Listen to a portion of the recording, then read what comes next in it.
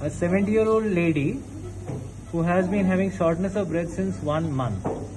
ఒక నెల ముందు మీకు సడన్ గా ఆయాసం వచ్చిందా అమ్మా?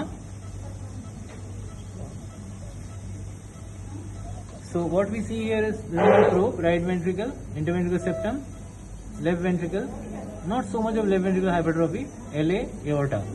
Okay. This is left atrium, mitral valve, anterior mitral, posterior mitral. This is the dorsal aorta. So this aorta goes up like this, comes down here, dorsal aorta. Okay. And this is called the parasternal long axis view. We can see that there is a left ventricular hypertrophy given this heart. Now let's go to the short axis view. So this is the short axis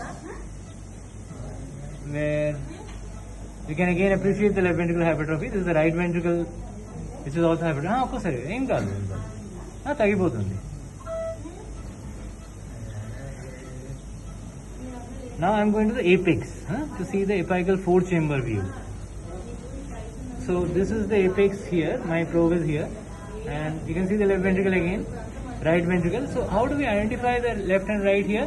This is triangular, the right ventricle, and this has got a trabecular, lots of trabeculae, and this is the moderator band actually, through which the septomarginal trabeculae passes, and this is the right atrium, right ventricle, left ventricle, left atrium. Here the LVH is better made out, see? But what we can notice is the contractility is good. The mild pericardial effusion here in this area as well as here, but otherwise the contractility is quite alright.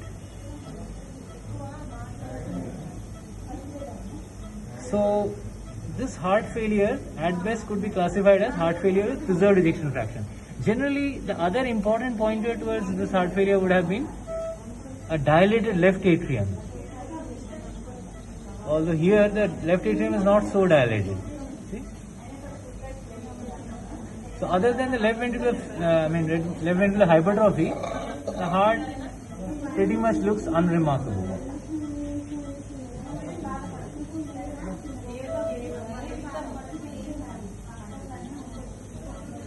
But that is good enough.